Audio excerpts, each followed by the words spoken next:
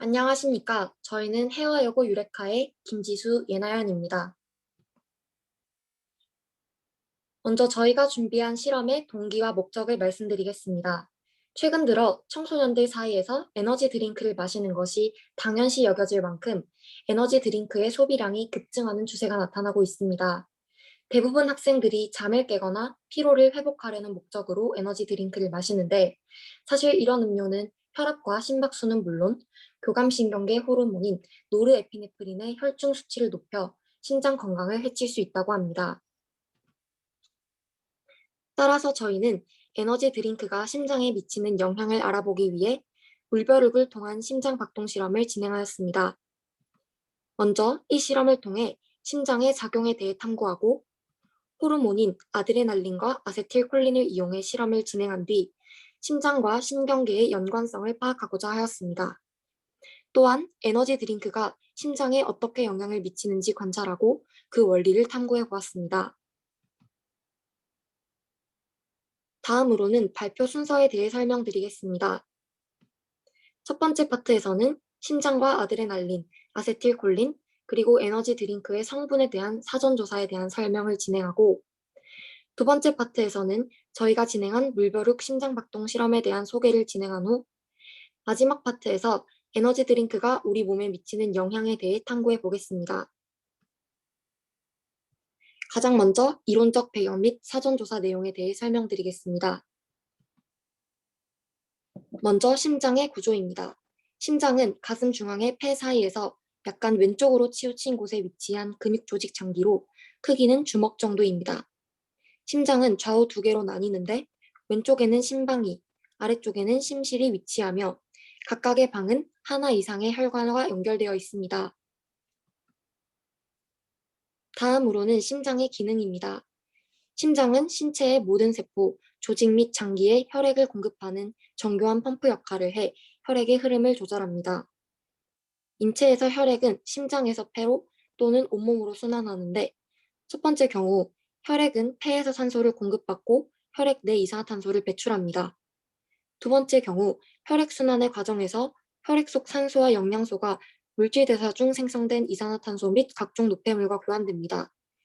이처럼 심장은 수축과 이완을 통해 온몸의 혈액을 순환시켜 생명 유지에 필수적인 역할을 합니다.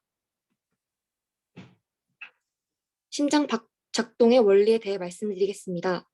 우리가 심박동이라고 부르는 심장의 펌프질은 건강한 성인의 경우 휴식을 취하고 있을 때 분당 60에서 80회 정도이며 격렬하게 운동하고 있을 때는 분당 200회 이상입니다. 이때 심장 판막은 혈액이 한 방향으로만 흐르게 하여 잘못된 방향으로 가지 않도록 막아줍니다. 화면을 살펴보시면 심박동의 세 가지 주기적인 움직임에 해당하는 확장기와 심방수축기, 심실수축기의 모습을 보실 수가 있습니다. 확장기에서는 심장 근육이 늘어나고 혈액이 폐정맥과 대정맥에서 심방으로 흘러가고 이 주기의 마지막에 심근의 한 종류인 동방결석이 전기 자극을 발생시켜 심방을 수축시킵니다. 심방수축기에는 전기 자극이 양쪽 심방으로 퍼져나갑니다. 전기 자극에 의해 수축된 근육이 혈액을 심실로 보내고 심방수축 주기의 마지막에 전기 자극이 우심방 내에 있는 방실결절에 도달하게 됩니다. 심실수축기에는 전기 자극이 심근인 방실결절에 도달하고 잠깐의 지연을 거친 후 이 자극에 의해 심실이 수축하면서 혈액을 대동맥과 폐동맥으로 보냅니다.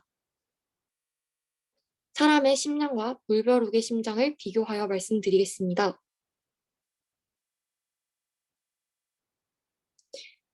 먼저 물벼룩의 순환계는 개방순환계에 해당하는데 심장에 펌프질을 하면 혈액이 동물의 몸속을 채우고 있는 젤 형태의 림프혈을 통해 완전히 자유롭게 이동하며 세포로 흘러들어가 산소와 영양분을 공급합니다.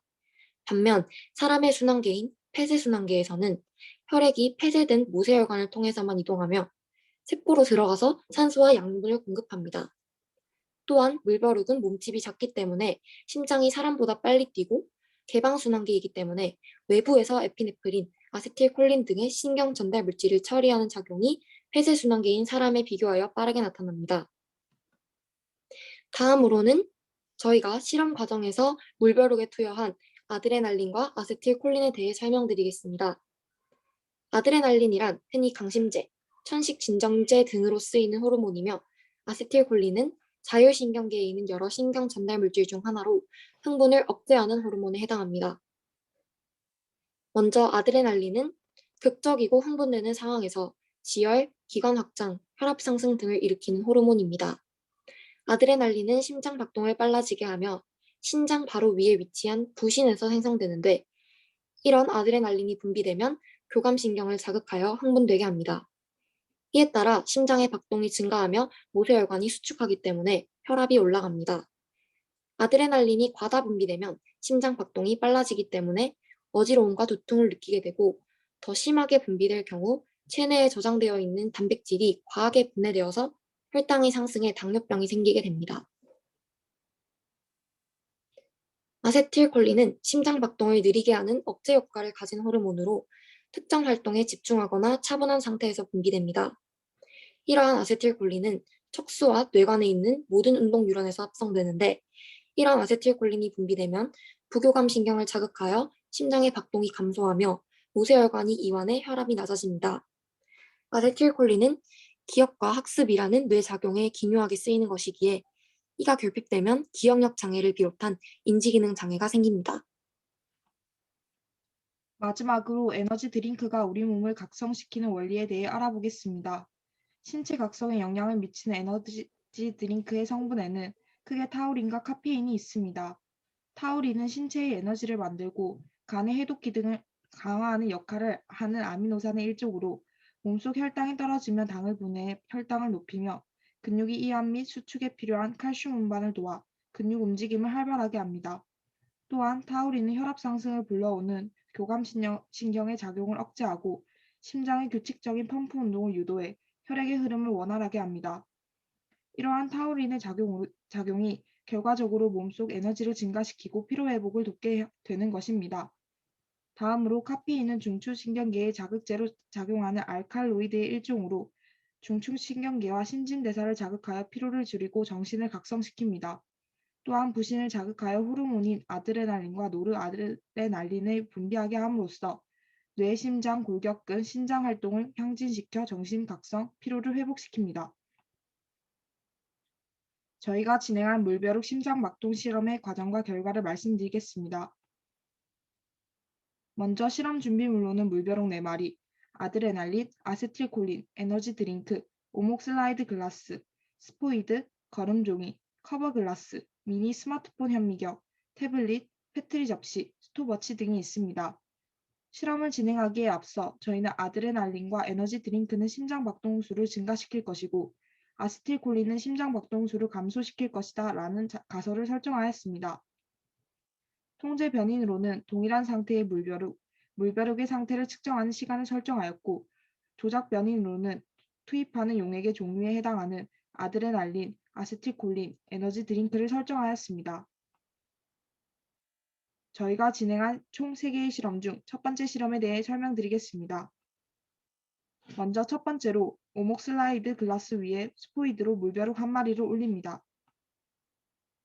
물벼룩을 올린 후 주변의 물을 거름종이로 가볍게 빨아들인 뒤 슬라이드 글라스를 물벼룩 위에 덮어줍니다.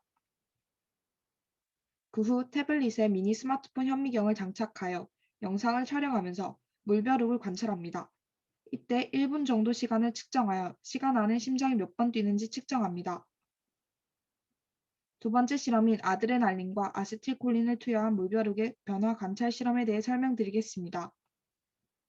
이 실험에서는 물벼룩을 올리고 아드레날린, 아세틸콜린을 각각 투입한 후 주변의 물을 거름종이로 가볍게 빨아들인 뒤 슬라이스드 글라스를 물벼룩 위에 덮어 같은 방식으로 물벼룩을 관찰합니다.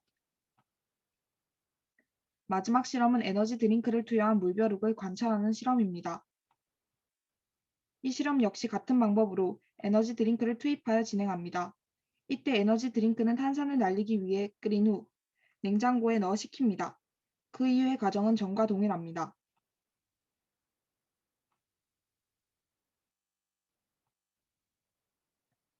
다음으로 실험의 결과를 말씀드리겠습니다. 평상시에는 물벼룩의 심장이 1분에 314번 뛰지만 아드레날린을 투입하면 물벼룩의 심장이 1분에 375번 뜁니다. 이후 아세틸콜린을 투입하면 물벼룩의 심장이 1분에 268번 뛰고 에너지 드링크를 투입하면 물벼룩의 심장이 1분에 345번 뜁니다. 결론적으로 물벼룩에 아드레날린과 에너지 드링크를 투여했을 때는 심장 박동수가 증가하였고 아세틸콜린을 투여하였을 때는 심장 박동수가 감소하였습니다. 아드레날린이 분비되면 교감신경이 자극되어 심장 박동이 증가하게 되고 에너지 드링크의 타우린이 분비되면 근육의 움직임이 활발해지고 심장의 규칙적인 운동이 유도되어 심장 박동이 빨라지며 아세틸콜린이 분비되면 부교감신경이 자극되어 심장 박동이 느려지게 되는 것입니다. 마지막으로 실생활에서의 적용입니다. 타우린은 과다 복용에도 모두 소변으로 배출되어 부작용이 나타나지 않지만 카페인을 과다 복용할 경우 중추신경계를 자극하여 불안, 초조함, 신경과민, 흥분, 불면증, 근육 경련 등의 증상이 나타나거나 근육 운동과 관련해 호흡이 가빠지면서 심장 질환을 유발할 수 있습니다. 더 나아가서 식욕 결핍, 떨림, 불안감 등의 증상이 심화되면 오심과 구토, 빈맥, 최종적으로는 환각, 발작, 저혈당 등에 이르는 심각한 증상이 나타날 수 있습니다. 따라서 이와 같은 부작용을 막기 위해 카페인을 과다 복용하지 않도록 주의가 필요하다고 생각됩니다. 그렇다면 카페인의 과다 복용으로 발생하는 문제점들을 예방하기 위해서는 어떤 노력이 필요할까요? 첫 번째로 캠페인을 진행할 수 있습니다. 식약처에서는 지난 2014년부터 생활 속 고카페인 음료 섭취에 주의할 것을 알리는 캠페인을 진행해 왔습니다. 이처럼 카페인 섭취를 줄이자는 주장을 피력하는 캠페인을 진행할 수 있습니다. 예를 들어 카페인의 과다 복용 문제점과 이를 방지 방안에 대한 포스터를 SNS에 게시한다거나 사람들의 왕래가 잦은 곳에서 피켓 활동을 할 수 있습니다. 두 번째로 학생들에게 카페인 과다 복용의 심각성을 알리는 교육을 진행할 수 있습니다. 아침이나 자율활동 시간에 교내 방송을 하거나 강사를 초빙하는 방식으로 교육이 이루어질 수 있습니다. 지금까지 물벼룩의 심장박동 실험에 대한 이론적 배경과 실험 과정, 결론에 대해 알아보았습니다. 이상 해아여고 유레카 김지수 예나연이었습니다. 감사합니다.